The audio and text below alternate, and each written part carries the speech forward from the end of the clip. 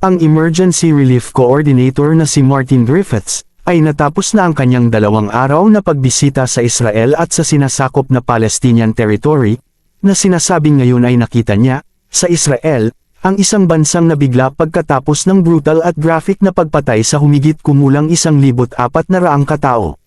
Samantala, sa Gaza, aniya, ang mga babae, bata at lalaki ay nagugutom, natroma at binobomba hanggang sa mamatay.